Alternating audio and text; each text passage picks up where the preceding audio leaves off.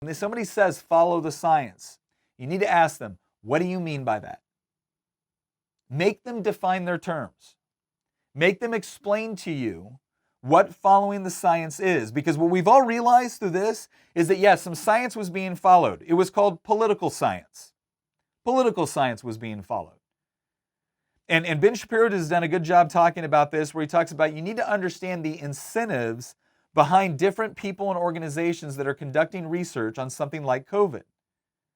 If you're an epidemiologist, you bring certain qualifications and expertise to the conversation. If you're a virologist, you bring certain expertise and qualifications to the equation. If you're a public policy expert or an economist or a logistician or a public safety expert, all of these people bring different expertise into the conversation. But if you're suppressing things, you're now limiting the scope of that conversation. And so what you need to be asking people when they come forward with these broad sweeping pronouncements, that if only we had done this, or if only we had doubled down here, or if only this bad information hadn't been put out, everything would have been different.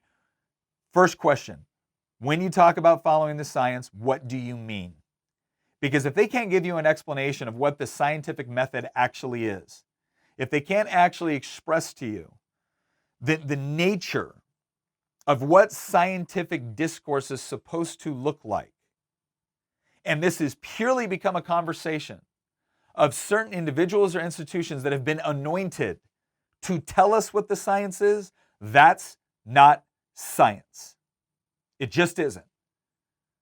There needs to be a healthy degree of skepticism within the scientific process. And what a lot of these emails that have come out with Fauci have shown us is that sometimes based off of the data that they had, combined with their own biases that they brought into the conversation, they were willing to engage in what I think could be determined as misleading information with respect to masks, with respect to lockdown policy, with respect to how the virus was transferred, who it would overwhelmingly affect, what the potential economic downturns were of policies. And so the question we have to ask ourselves is, why would somebody that we have all been told is purely dedicated toward objective analysis of data through a robust scientific process, why would they all of a sudden be willing to put out information that was, let's not even call it a lie, let's be as generous as we can. They would put out information that was knowingly incomplete, or they would try to dissuade us from considering certain options. Why would they do that? I would argue that there's a couple of different reasons for this. Some of the reasons have to do with either individual incentives, or it has to do with politics or tribalism, right? It's a commitment to a certain way of thinking, not simply because of the scientific consequences, but because of the social or economic consequences associated with it. Ben Shapiro talked about this with respect to institutions have an incentive to protect the institution.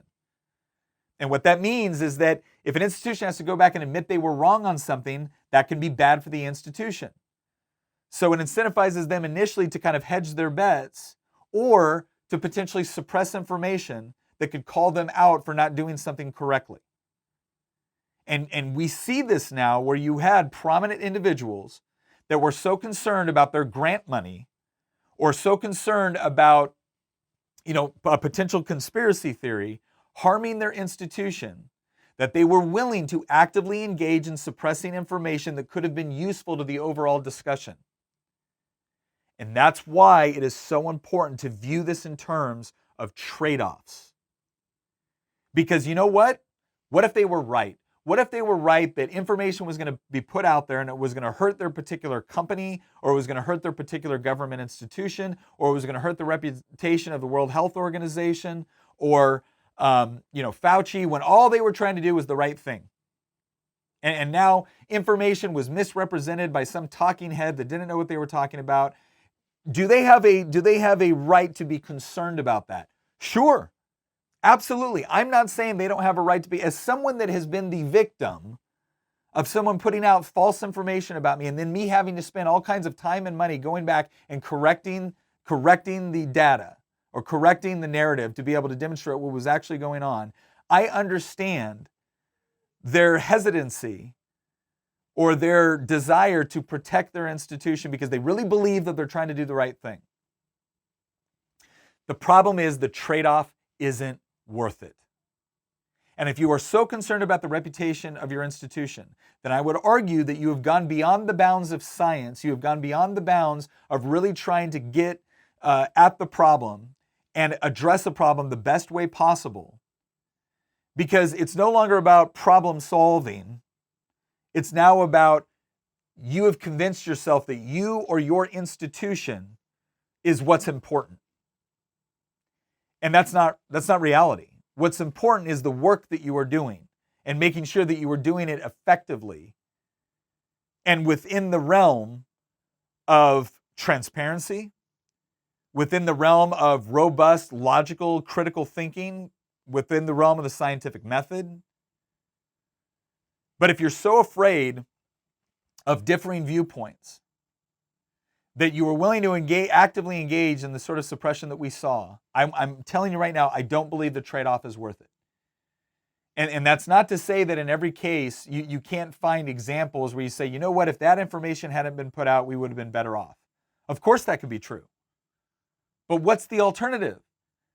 If the alternative is just a few people in power get to decide for the rest of us, that trade-off is not worth it long term. You might be able to find short-term gains for something like that, but ultimately what you're going to end up is with very, very powerful people, institutions, governments, and companies that now believe it is their responsibility to decide for the rest of us.